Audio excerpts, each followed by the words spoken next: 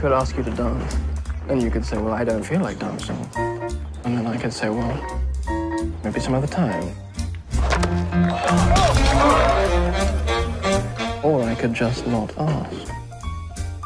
So yes, so Jonathan Cavendish, whose parents this story is about, and I became business partners about 5-6 years ago. We started the Imaginarium, and it was a performance capture studio and a production entity, and with the view to creating lots of different projects, next generation storytelling sort of projects, and then he had an old slate of films that he was wanting to make, and one of these films was a film called Breathe, which he'd been working on for some time before we got together. And I read it one night, and as most people did who read the script originally, I couldn't stop crying. I mean, I just could not stop. It was just so powerful. It was such a brilliant piece of writing. And I said to him, look, Jonathan, I know I'm sort of more known for directing dwarves and goblins and creatures of Middle-earth and jungle animals and so on, but I really would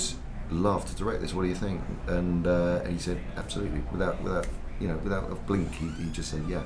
So we started to develop it, and what I loved about it, what really inspired me to want to do it actually was, apart from the fact it was the most amazing love story, was that it seemed to me to be a story about pioneering. That there were these people who, at that point in the story when Diana says, how can I make life better for you? And he says, get me out of here. That from then on, they are basically creating life afresh in a way that had never been done before. I thought the script was amazing, but I think it's Bill's interpretation of the story as well, which is amazing, that he somehow gets it down to this amount of events, because when you actually speak to Jonathan and Diana, there are thousands of extraordinary stories about them to choose from, and he managed to pick out the ones that really kind of stood out and give it an arc, because you're telling a journey of two people's life together, and that's not an easy thing.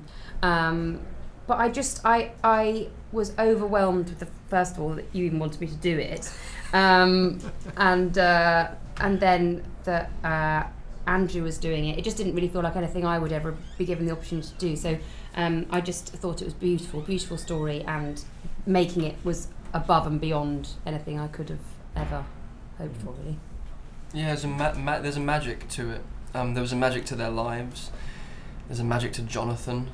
There's a magic to the script that Bill Nicholson wrote without wanting payment until the film got made. There was a magic to the whole process, and it was palpable. From my first reading of the script, in the same way Andy, I was just so deeply, profoundly moved, because it felt like a story that was so much more than just about these two people as well. It was about how we can create meaning as human beings, how we can create lives of meaning and of joy and of community amidst such terrible tragedy and loss, and laugh at the cosmic joke of existence. It really felt like a really deeply profound, and those words don't do it justice. It feels like it's a poem. Their lives felt like a poem, and from then on it was just this magical thing. And I didn't know Claire's work at all, and Andy and Jonathan had the foresight and the brilliance to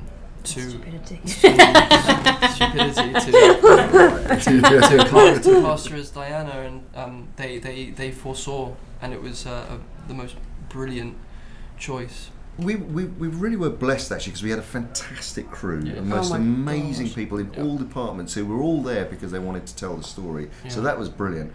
We had the most brilliant DOP, Bob Richardson, who I forged a kind of crazy but wonderful relationship with, and I loved working with him, and we would not have got this film shot in the time that we did were it not for he and his grip, Chris Centrella actually, who's got a massively important part of the process. But we had 7 weeks to shoot this whole story, which is, I'd been used to, for instance, on Jungle Book and on all the other projects I worked on, being part of something that lasts forever to shoot, and to suddenly be in a situation where we've got 4 weeks in the UK and 3 weeks in South Africa was just I mean, it was incredibly weeks. intense. Wow. You know, it was a Mental. 7-week 4 shoot weeks in a altogether. row. That's Yeah. ridiculous. And Isn't it? and these guys. What are we were- thinking? I know. I mean, so we literally had a couple of weeks rehearsal, and were, you know, it was great to be able to work through all that stuff. But yeah, we were under the gun sort of Yeah. time wise. Yeah. But they just knew. I mean, just watching these guys working together was so phenomenal, and sort of what they kind of released in each other was such. It was just beautiful to watch every single day, and across the board, the cast again were all Amazing. there because they, you know, Tom Hollander and Hugh Bonneville and Stephen Mannion, and, you know, just everyone wanted to be there because they felt the power of the story. Yeah. So that overcame really a lot of the challenges. Mm.